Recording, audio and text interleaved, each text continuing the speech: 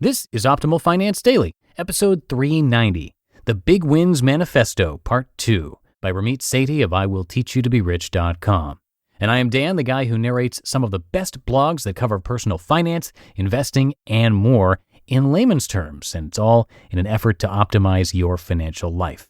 We also want to hear from you. We want to hear what you like, what's working for you, what you'd like to see in the future, maybe some potential guests or topics that we could cover here on the show. You can share those with us over at oldpodcast.com. That's oldpodcast.com. And before we hear today's article, a big thanks to Health IQ for sponsoring today's episode. Health IQ is using science and data to secure special rates on life insurance for health-conscious people. You can learn more and get a free quote at healthiq.com/finance. Again, that's healthiq.com/finance. And today's post is a continuation. I broke it up into two because it's a little bit on the longer side. So I'd recommend listening to yesterday's episode first if you haven't already done that. But if you have, let's get right to part 2 as we optimize your life. The Big Wins Manifesto, Part 2, by Ramit Sethi of IWillTeachYouToBeRich.com. Big wins, a key difference between IWT and other expert advice. There are a few big wins in life where if you simply get them right, you almost never have to worry about the small things. If you can focus on the 5 to 10 big wins rather than 50 little things, you can have an insurmountable edge in life. The I Will Teach You to Be Rich philosophy has always been to focus on the long term and to focus on big wins that matter. If you start investing early, pick a sensible asset allocation with low-cost funds, save for big events in the next 10 years, wedding, down payment on a house, kids, vacations, focus on having great credit, and cut costs mercilessly on the things you don't care about. Do these things, and you'll be ahead of 99% of other people. Here are several examples of typical advice you'll read in magazines, newspapers, and blogs, contrasted with my teachings that I've tested with over 1 million students. They say, keep a budget.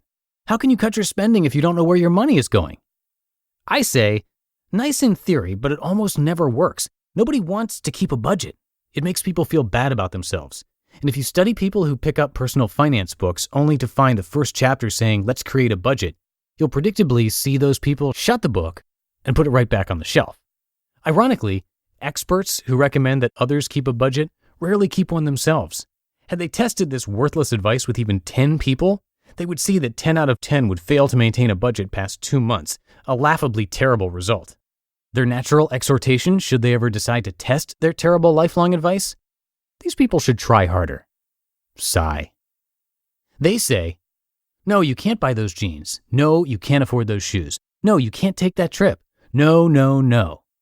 I say, who wants to be told what you can't do with your money? For too long, money experts have been telling us all the things we're not allowed to do, instead of telling us what we can do. Guess what? I want to live a rich life. I want to buy nice things. I want to travel to Vegas or San Francisco or LA to visit my friends and go out. I want to buy a round of drinks for my friends or send a nice gift to my family. So if you want to buy $300 jeans or a $1,000 weekend in Vegas, great. Instead of judging you and making you feel guilty, I'll show you how to do it, how to live a rich life by spending extravagantly on the things you love, as long as you cut costs mercilessly on the things you don't. Just like my friend who spends $21,000 a year going out. They say, stop spending on X, Y, and Z. Oh, you want to know about earning more? Crickets.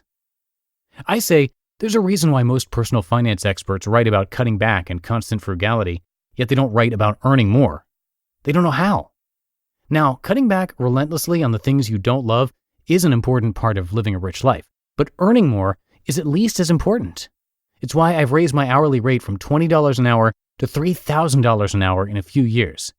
It's why I've taught thousands of students how to earn thousands of dollars a month on the side via one of my flagship courses, Earn 1K. There's a limit to how much you can save, but not to how much you can earn. You can't out-frugal your way to being rich. They say, you should search around for the right accounts. You should call banks and try to bargain, and be sure to negotiate your salary sometime. I say, you already know what you should do, yet few of us do it. Instead, I provide the exact word-for-word scripts, phone numbers, and exact accounts I use so you don't have to think. You can simply open the right accounts, negotiate your salary, automate your money, and get on with your life. They say, do this, do that, not that. I say, read virtually any money or career advice, and you'll see a laundry list of tactics. The funniest examples are, 1, where books or columns try to teach you about the difference between corporate and municipal bonds. Who cares? What person ever woke up in the morning and said, yeah, I really need to learn the difference between stocks and fixed income strategies? And 2, raw lists of ideas of so-called businesses you could start on the side. Plumber, freelance writer, freelance nurse, freelance nanny, freelance cardiothoracic surgeon. Are you seriously kidding me? As if people simply need a list of ideas? Yeah, that's what's holding me back. What a great idea.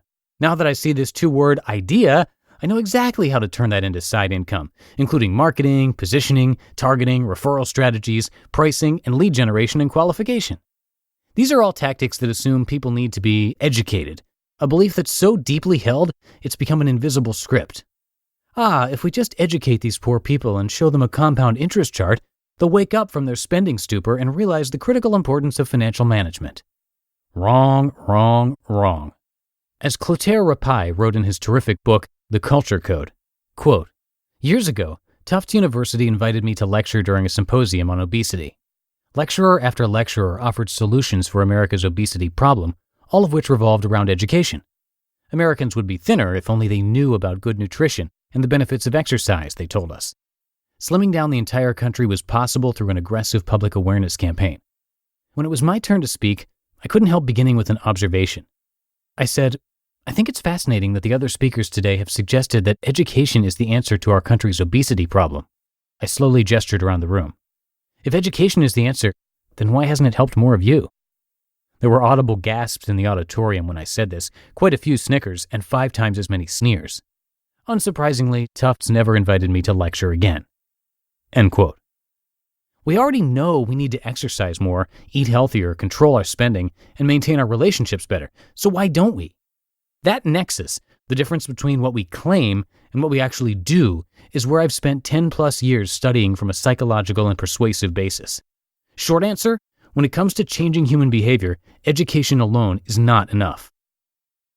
7 big wins. If you simply get these big wins right, you'll almost never need to worry about minutiae like, can I afford this appetizer? Or should I spend $2.50 on this mocha? The beautiful part about big wins is you do the work up front and they pay rewards for the rest of your life. For example, one $5,000 salary negotiation in your 20s can be worth over $1 million over your lifetime. How many lattes is that worth? Next time you hear the same old tired advice of keeping a budget or cutting back on $2 lattes, ask yourself, has that really worked for the millions of people who've tried it? Are they really not trying hard enough? Or is there perhaps a systemic problem urging people to waste their limited cognition on near meaningless tasks with little reward? And should we instead focus them on high leverage areas that will result in massive payoffs? Put another way, how can we focus on using big wins so we can have an edge in life and get on with doing the things we truly love? That's my philosophy at IWT, one I've shared with millions of readers. I cover the exact action steps in my New York Times bestselling book, Automating Finances, my Earn 1K course, Earning Money on the Side, my Find Your Dream Job course, plus all over this site for the last 8+ years. I hope it helps you too. You just listened to part 2 of the post titled The Big Wins Manifesto by Ramit Sethi of IWillTeachYouToBeRich.com. And again, I want to thank Health IQ for sponsoring today's episode. If you work out or exercise frequently, then you deserve lower rates on life insurance, and hey, that would be a big win for your finances. But in general, that's not how life insurance companies work. They tend to penalize you for your family history, BMI, and other attributes. Yet you don't get rewarded for being active and health conscious, and that is where Health IQ comes in. They're different in that they will reward you with special rates on life insurance. Health IQ uses science and data to secure special rates on life insurance for health conscious people, including cyclists, runners, strength trainers, vegans, and more. You can get more info and a free quote using our link. Check them out at healthiq.com/finance. That's healthiq.com/finance. And that'll do it for today and another week here on Optimal Finance Daily. Thanks as always for being here and listening to each show and for sharing the show with others. Have yourselves a great weekend, everybody, and I will see you right back here on Monday where your optimal life awaits. Hello, Life Optimizer. This is Justin Malik, creator and producer of this podcast, but also Optimal Living Daily, the show where I read to you from even more blogs covering finance, productivity, minimalism, personal development, and more from incredible bloggers like Derek Sivers, Zen Habits, Mark and Angel, The Minimalists, and all the ones you hear on this show too. So if you enjoyed today's episode and like taking amazing blogs on the go, come on over to Optimal Living Daily and subscribe to that one too. And together, we'll start optimizing your life. You've been listening to Optimal Finance Daily. Be sure to hit the subscribe button to stay up to date on each new episode and head to oldpodcast.com. That's OLDpodcast.com for a free gift as well as more actionable tips and resources to help you maximize your potential. Thanks for joining us, and remember, your optimal life awaits.